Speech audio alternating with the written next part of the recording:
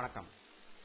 அன்பார்ந்த இணையதள நேயர்களே, மீண்டும் www.qcrc.in என்ற இணையதளத்திற்காக நியூஸ் தமிழ் செய்தி அறிக்கையில் உங்களை சந்திப்பதில் பெருமகிழ்ச்சி அடைகிறோம். இன்று 26 ஜனவரி 2009 முக்கிய செய்திகளை தற்போது பார்க்கலாம். இன்று காலை 8:45 மணிக்கு அமர் ஜவான் ஜோதி நினைவிடத்தில் பிரதமர் மன்மோகன் சிங் சார்பில் பாதுகாப்புத்துறை அமைச்சர் A.K. ஆண்டனி மலர் வளையம் வைத்து அஞ்சலி செலுத்தினார். இதையடுத்து ராஜ்பாத்தில் குடியரசு தின விழா தொடங்கியது. கஜகஸ்தான் அதிபர் நூர் சுல்தான் அவர்களும் அவரை குடியரசுத் தலைவர் பிரதீபா பட்டேல், பாதுகாப்புத்துறை அமைச்சர் A.K. ஆண்டனி ஆகியோர் வரவேற்றனர்.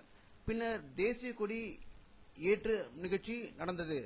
தேசிய கொடி ஏற்றப்பட்ட பின்னர் 24 முறை பீரங்கி குண்டுகள் முழங்கப்பட்டதாகவும் அதன் பிறகு வீர தீர செயல்கள் புரிந்தவர்கள் ஜிப்சி காரில் வரவேற்கப்பட்டனர். அதில் தமிழகத்தை சேர்ந்த மருதுபாண்டியன் இடம்பெற்றிருந்தார் என்பது குறிப்பிடத்தக்கது. அமெரிக்க ஜனாதிபதி திரு பாரக் ஒபாமா அவர்கள் இந்தியாவின் குடியரசு தின வாழ்த்துக்களை இந்தியாவுக்கு தெரிவித்துக் கொண்டதாகவும் இந்தியா எப்பொழுதும் அமெரிக்காவின் உற்ற நண்பன் என்று கூறியதாக தகவல்கள் வந்து கொண்டிருக்கின்றன. பாரதிய ஜனதா கட்சி வரப்போகின்ற நாடாளுமன்ற தேர்தலுக்கான பிரச்சாரத்தை பிப்ரவரி 6ஆம் தேதி தொடங்கப் போவதாக டெல்லியிலிருந்து தகவல்கள் வந்து கொண்டிருக்கின்றன. வருகின்ற நாடாளுமன்ற தேர்தலில் காங்கிரஸ் அல்லாத ஒரு புதிய அமைப்பை ஆட்சியில் அமர்த்துவதற்கான வேலைகளை செய்து கொண்டிருப்பதாக கம்யூனிஸ்ட் கட்சியின் தலைவர் திரு சீதாராம் யெச்சூரி டெல்லியில் தெரிவித்ததாக தகவல்கள் வந்து கொண்டிருக்கின்றன. பாரதிய ஜனதா கட்சியிலிருந்து வெளியேறிய திரு கல்யாண் சிங் அவர்கள் பாபர் மசூதி இடிப்பதற்கு காரணமானவர் இல்லை என்று சமாஜ்வாடி கட்சி தலைவர் திரு முலாயம் சிங் யாதவ் கூறியதாக தகவல்கள் வந்து கொண்டிருக்கின்றன. பாரத பிரதமர் மன்மோகன் சிங் அவர்கள் உடல்நிலை வேகமாக முன்னேற்றம் இருப்பதாகவும் டாக்டர்கள் தெரிவித்துள்ளனர். எனவே அவர் லோக்சபா தேர்தலில் பிரச்சாரத்திற்கு நிச்சயம் வரக்கூடிய வாய்ப்புகள் பிரகாசமாக இருப்பதாக டாக்டர்கள் தெரிவித்திருக்கிறார்கள். இதற்கிடையில் மும்பை தீவிரவாத தாக்குதல் சம்பவத்தை தொடர்ந்து பிரதமர் மன்மோகன் சிங் அவர்கள் கடும் மன அழுத்தத்தில் இருந்தார் என்று வெளியுறவு அமைச்சர் பிரணாப் முகர்ஜி அவர்கள் கூறியிருக்கிறார்கள். இதை பற்றி நம்முடைய அரசியல் வல்லுநரும் கருத்து கேட்டபோது, அடுத்து வரப்போகின்ற நாடாளுமன்ற தேர்தலில் திரு ராகுல் காந்தியை முன்னிலை நிறுத்துவதற்கான வாய்ப்புகள் அதிகம் வந்து கொண்டிருப்பதாகவே தகவல்கள் தெரிவிக்கின்றன என்று கூறுகிறார்கள். உள்துறை அமைச்சர் ப. சிதம்பரம் அவர்கள் இன்று வெளியிட்டுள்ள ஒரு செய்தியில், விவசாயிகளுக்கு கட்டுப்படியான ஒரு விலையை நிர்ணயிப்போம் என்று உறுதி அளித்ததாக டெல்லியில் இருந்து தகவல்கள் வந்து கொண்டிருக்கின்றன. பாகிஸ்தான் மண்ணில் அல் கொய்தா அமைப்பின் முக்கிய புள்ளிகள் இருப்பது தெரிய வந்தால் அமெரிக்கா தாக்குதல் நடத்த தயங்காது என அமெரிக்க துணை அதிபர் ஜோ பைடன் கூறியுள்ளதாக வாஷிங்டனிலிருந்து தகவல்கள் வந்து கொண்டிருக்கின்றன.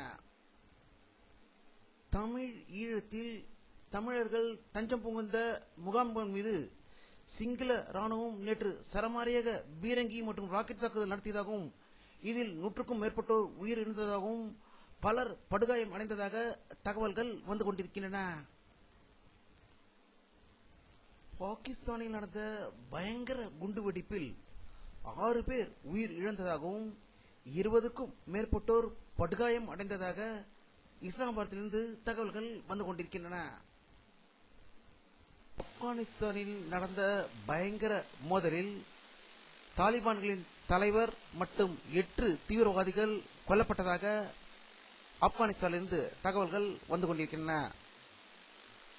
தமிழக முதல்வர் திரு கருணாநிதி அவர்களுக்கு முதுகுவலி காரணமாக ராமச்சந்திரா மருத்துவமனையில் இன்று அதிகாலை 3:15 மணிக்கு அனுமதிக்கப்பட்டுள்ளார் என்றும் அவர் ஒரு வாரம் ஓய்வு எடுக்க வேண்டும் என்று டாக்டர்கள் அறிவுறுத்தியதாக தகவல்கள் வந்து கொண்டிருக்கின்றன. தமிழகத்தில் இன்று குடியரசு தின விழா கோலாகலமாக கொண்டாடப்பட்டது. சென்னை மெரினா கடற்கரையில் நடந்த கண்கவர் விழாவில் ஆளுநர் பர்னாலா தேசிய கொடியை ஏற்றி வைத்தார். அங்கு அமைக்கப்பட்டிருந்த சிறப்பு பந்தல் வளாகத்தில் காலை 7:55 மணிக்கு ஆளுநர் பர்னாலா தேசிய கொடியை ஏற்றி வைத்து சல்யூட் செய்தார். முன்னதாக முதல்வர் கருணாநிதி உடல்நலமில்லாததால் அமைச்சர் அன்பழகன் முதல்வர் சார்பில் கலந்து கொண்டதாக செய்திகள் வந்து கொண்டிருக்கின்றன.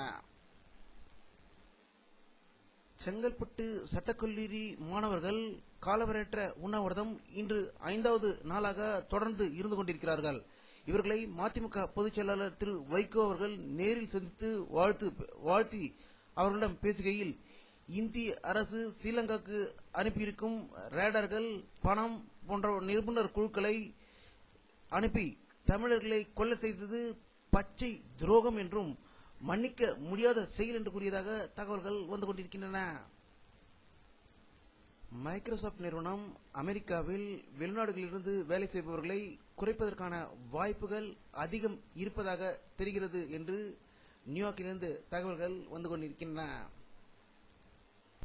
இன்று சூரிய கிரகணம் சென்னையில் மதியம் 2:30 மணி முதல் மாலை 4 மணி வரை தெரிந்ததாகவும் இதனால் கண்களுக்கு எந்த பாதிப்பும் தெரியவில்லை என்று தகவல்கள் வந்து கொண்டிருக்கின்றன. வானிலை அறிக்கை 26 ஜனவரி 2009 பிற்பகல் 1 மணியில் எடுக்கப்பட்ட சேட்டலைட் புகைப்படத்தை தற்போது பார்த்துக் கொண்டிருக்கிறீர்கள். தமிழகத்தில் மேகமூட்டம் எதுவும் தெரியவில்லை என்பது இந்த படத்தில் தெளிவாக தெரிகிறது. இத்துடன் இந்த செய்தி அறிக்கை நிறைவடைகிறது. மீண்டும் நியூஸ் தமிழ் செய்தி அறிக்கை உங்களை சந்திக்கும் வரை உங்களிடமிருந்து விடைபெறுவது உங்கள் கே பாலாஜி. நன்றி.